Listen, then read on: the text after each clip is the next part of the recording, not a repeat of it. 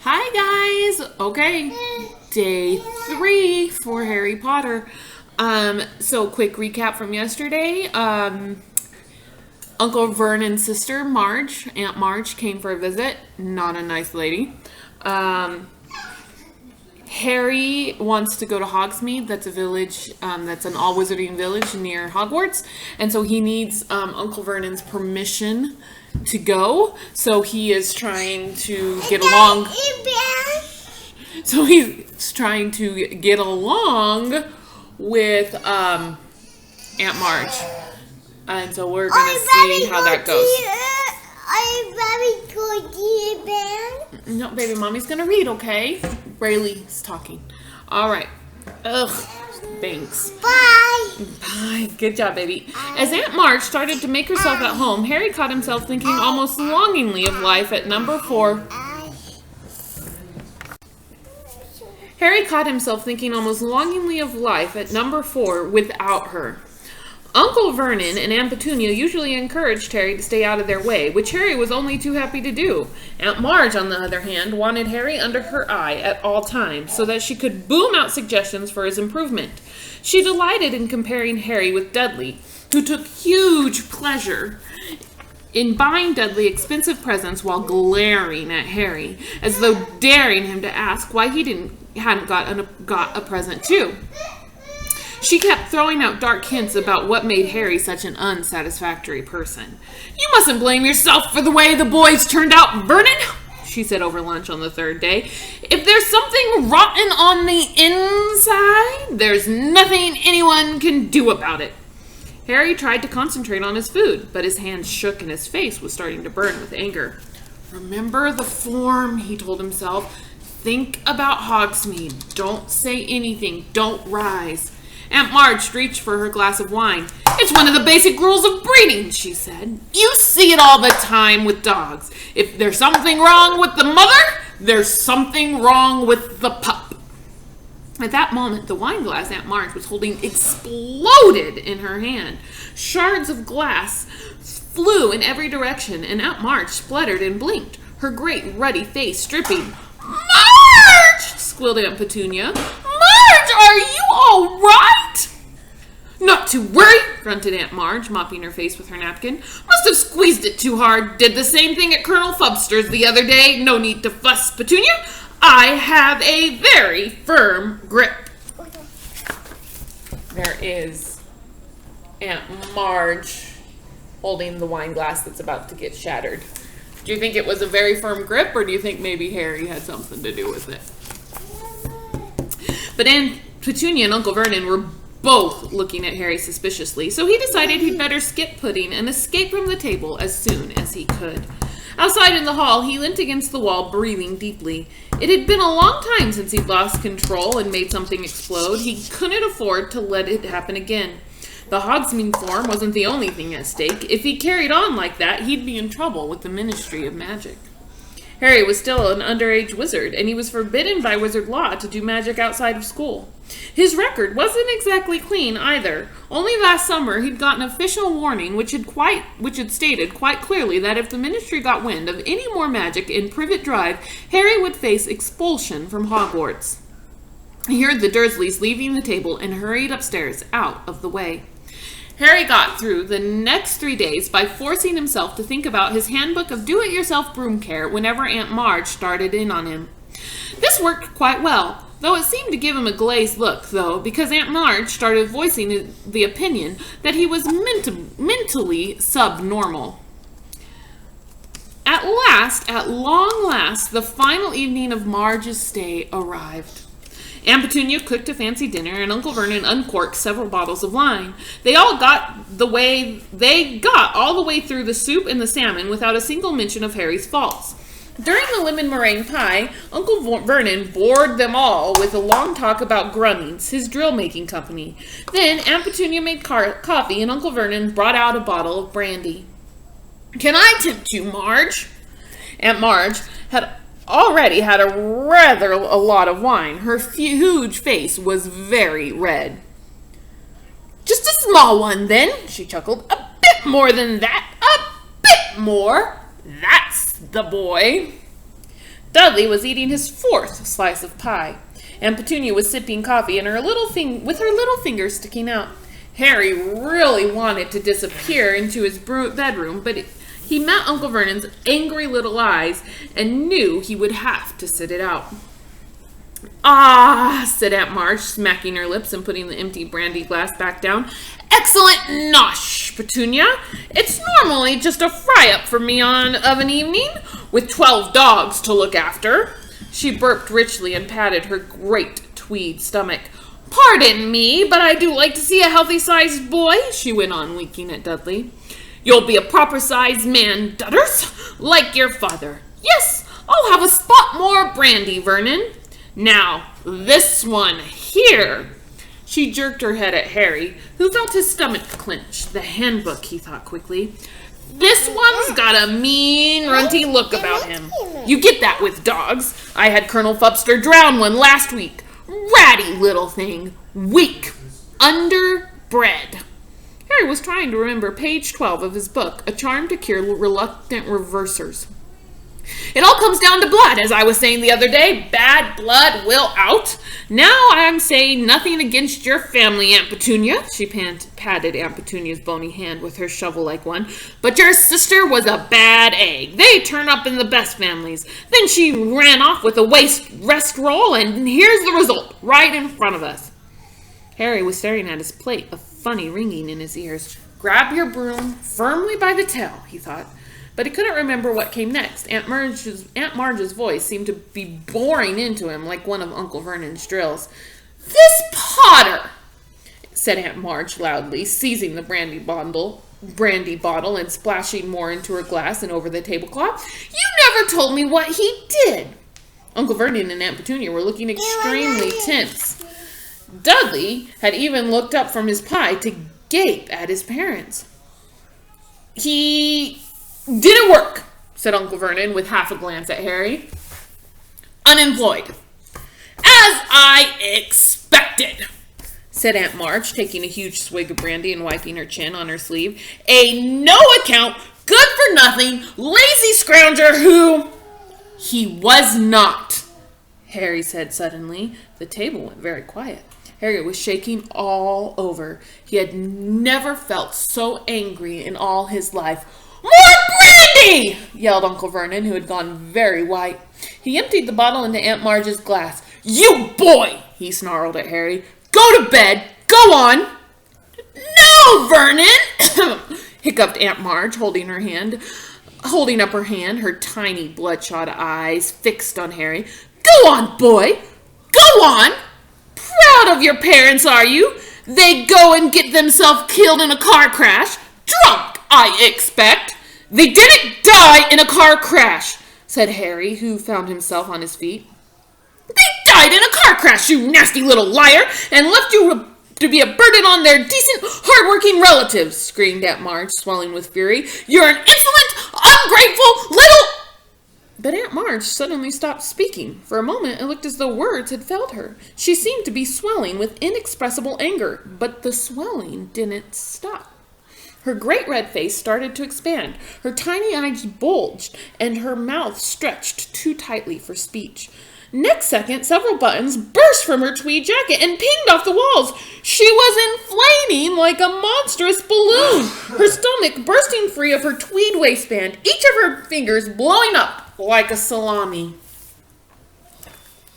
"There's her feet, Uncle Vernon." "She said a little too much. What did Harry do?" "He blew up his aunt." He's blown up his aunt. That might get in a little trouble for that. I guess Aunt Marge, because remember this chapter's called Aunt Marge's Mistake. Well, her mistake was to say bad things about Harry's parents. "Marge!" yelled Uncle Vernon and Aunt Petunia together as Aunt Marge's body began to rise off her chair towards the ceiling. She was entirely round now, like a vast life buoy with piggy eyes, and her hands and feet stuck out weirdly as she drifted up into the air, making apologetic popping noises. Ripper came skidding into the room, barking madly. "No!" Can you see it? Uncle Vernon seized one of Marge's feet and tried to pull her down again, but was almost lifted from the floor himself. Next second, Ripper had leapt forward and sunk his teeth into Uncle Vernon's leg. Harry tore from the dining room before anyone could stop him, heading for the cupboard under the stairs. The cupboard door burst magically open as he reached it. In seconds, he heaved his trunks to the front door. He sprinted upstairs and threw himself under the bed, wrenched up the loose floorboard, and grabbed the pillowcase full of his books and birthday presents. He wriggled out, seized Hedwig's empty cage, and dashed back downstairs to his trunk, just as Uncle Vernon burst out of the dining room, his trouser leg in bloody tatters. "Come back in here!" he bellowed. "Come back and put her right!" But a reckless rage had come over Harry. He kicked his trunk open, pulled out his wand, and pointed it at Uncle Vernon. "She deserved it," Harry said, breathing very fast. "She deserved what she got. You keep away from me." He fumbled behind for the catch on the door. "I'm going," Harry said. "I've had enough." And the next moment he was out in the dark, quiet street, heaving his heavy trunk behind him, Hedwig's cage under his arm. Chapter 3. The Night Bus. Harry was several streets away before he collapsed onto a low wall in Magnolia Crescent, panting from the effort of dragging his trunk.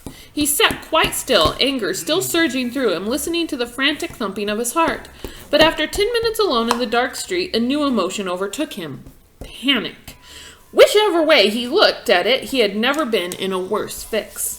He was stranded, quite alone in the dark Muggle world with absolute nowhere to go, and the worst of it was he had just done serious magic, which meant he was almost certainly expelled from Hogwarts.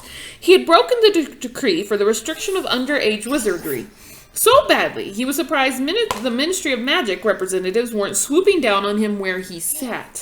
Harry shivered and looked up and down Magnolia Crescent. What was going to happen to him? Would he be arrested, or would he simply be outlawed from the wizarding world? He thought of Ron and Hermione, and his heart sank even lower. Harry was sure that, criminal or not, Ron and Hermione would want to help him now, but they were both abroad, and with Hedwig gone, he had no means of contacting them. He didn't have any Muggle money either. There was a little wizard gold in the money bag at the bottom of his trunk, but the rest of the fortune his parents had left him was stored in a vault at Gringotts Wizarding Bank in London. He'd never be able to drag his trunk all the way to London, unless... What? It's bugging me. He looked down at his wand, which he was still clutching in his hand. If he was already expelled... His heart was now thumping painfully fast. A bit more magic couldn't hurt. He had the invisibility cloak he had inherited from his father. What if he bewitched the trunk to make it feather-light, tied it to his broomstick, covered himself in the cloak, and flew to London? And then he could get the rest of his money out of his vault and begin his life as an outcast. It was a horrible prospect, but he couldn't sit on this wall forever, or he'd find himself trying to explain to the Muggle police why he was out in the dead of the night with a trunk full of spell books and broomstick. Harry opened his trunk again, pushed the contents aside, looking for the invisibility cloak. But before he found it, he straightened up suddenly, looking around him once more. A funny prickling on the back of his neck had made Harry feel like he was being watched. But the street appeared to be deserted, and no light shone from any of the large square houses. He bent over his trunk again, but almost immediately stood up once more, his hand clenched on his wand. He had sensed rather than heard it. Someone or something was standing in the narrow gap between the garage and the fence behind him. Harry squinted at the black alleyway. If only it would move. Then he would know whether it was just a stray cat or something else. "Lumos!" Harry muttered, and a light appeared at the end of his wand, almost dazzling him. He held it high over his head, and the pebble-dashed walls of number 2 suddenly sparkled. The garage door gleamed, and between them, Harry saw quite distinctly the hulking outline of something very big, with wide, gleaming eyes. Harry stepped backwards. His legs hit his trunk, and he tripped. His wand flew out of his hand as he flung out an arm to break his fall, and he landed hard in the gutter. There was a deafening bang, and Harry threw up his hands to shield his eyes against a sudden, blinding light. With a yell, he rolled back onto the pavement just in time. A second later, a gigantic pair of wheels and headlights had screeched to a halt exactly where Harry had been lying. They belonged, as Harry saw when he raised his head, to a triple-decker, violently purple bus, which had appeared out of thin air, gold lettering over the wide wind screen, spelled the Night Bus. For a split second, Harry wondered if he had been knocked silly by his fall. Then a conductor in a purple uniform leapt out of the bus and began to speak loudly into the night. Welcome to the Night Bus, emergency transport for the stranded Witcher Wizard. Just stick out your wand hand, step on board, and we can take you anywhere you want to go. My name is Stan Shunpike, and I'll be your conductor this eve. The conductor stopped abruptly. He had just caught sight of Harry, who was still sitting on the ground. Harry snatched up his wand again and scrambled to his feet. Close to, he saw that Stan Shunpike was only a few years older than he was, 18 or 19 at most, with large protruding ears and a fair few pimples. What are you doing down there? Said Stan, dropping his professional manner. Fell over, said Harry. What'd you fall over for? Sniggered Stan. I didn't do it on purpose, said Harry, annoyed. One of the knees in his jeans was torn, and his hand he had thrown out to break his fall was bleeding. He suddenly remembered why he had fallen over, and turned around quickly to stare at the alleyway between the garage and the fence. The night bus headlamps were flooding it with light, and it was empty. What you looking for? Said Stan. There was a big black thing, said Harry, pointing uncertainly into the gap, like a dog, but massive. A big black dog was staring at Harry. He looked around at Stan, whose mouth was slightly open. With a feeling of unease, Harry saw Stan's eyes move to the scar on Harry's forehead. What's on that on your head? Said Stan abruptly. Nothing, said Harry quickly, flattening his hair over his scar. If the Ministry of Magic was looking for him, he didn't want to make it too easy for them. What's your name? Stan persisted. Neville Longbottom, said Harry, saying the first name that came to his head. So, this bus, he went on quickly, hoping to distract Stan. Did you say it goes anywhere? Yup, said Stan proudly. Anywhere you like, long as it's on land. Can't do nothing underwater. Here, he said, looking suspicious again. You did flag us down, didn't ya? Stuck out your wand and didn't ya? Yes, said Harry quickly. Listen, how much would it be to get to London?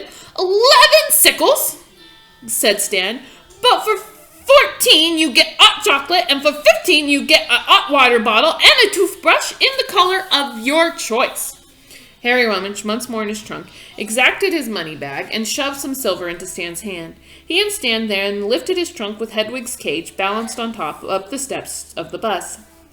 There was no seats. Instead, half a dozen brass bedsteads stood beside the curtained windows. Candles were burning in brackets beside each bed, illuminating the wood-paneled walls. A tiny wizard in a nightcap at the rear of the bus muttered, Not now, thanks, I'm picking some slugs, and rolled over in his sleep. You have this one, Stan whispered, shoving Harry's trunk under the bed right behind the driver, who was sitting in an armchair in front of the steering wheel. This is our driver, Ernie Prang. This is Neville Longbottom, Ernie Prang, an elderly wizard wearing very thick glasses, nodded to Harry, who nervously flattened his fringe again and sat down on his bed. Take her away, Ern, said Stan, sitting down in the armchair next to Ernie. There was another tremendous bang, and the next moment Harry found himself flat on his bed, thrown backwards by the speed of the night bus. Pulling himself up, Harry stared out of the dark window and saw that they were now bowling along a completely different street. Stan was watching Harry's stunned face with great excitement. This is where we were before you flagged us down, he said. Where are we, Ern? Somewhere in Wales? Said Ernie. How come the muggles don't hear the bus? Said Harry. Them, said Stan contemptuously. Don't listen properly, do they? Don't look properly neither. Never notice nothing. They don't. Best go wake up Madam Marsh, Stan, said Ern. We'll be in Abergavenny in a minute. Stan passed Harry's beds and disappeared up a narrow wooden staircase. Harry was still looking out the window, feeling increasingly nervous. Ernie didn't seem to have mastered the use of the steering wheel. The night bus kept mounting the pavement, but it didn't hit anything. Lines of lampposts, letterboxes, and bins jumped out of its way as it approached and back into position once it had passed. Stan came back downstairs, followed by a faintly green witch, wrapped in a traveling cloak. "Here you go, Madam Marsh," said Stan happily, as Ern stamped on the brake, and the bed slid a foot or so towards the front of the bus. Madam Marsh clamped a handkerchief to her mouth and trotted down the steps. Stan threw her bag out after her and rammed the door shut. There was another loud bang, and they were thundering down the narrow country lanes, trees leaping out of the way. Harry wouldn't have been able to sleep even if he had been traveling on a bus that didn't keep banging loudly and jumping 100 miles at a time. His stomach churned as he fell back to wondering what was going to happen to him and whether the Dursleys had managed to get Aunt Marge off the ceiling yet. Stan had unfurled a copy of the Daily Prophet and was now reading with his tongue between his teeth. A large photograph of a sunken-faced man with long matted hair blinked slowly at Harry from the front page. He looked strangely familiar. The Night Bus. All right, guys, that's it. Hope you're enjoying listening. Bye.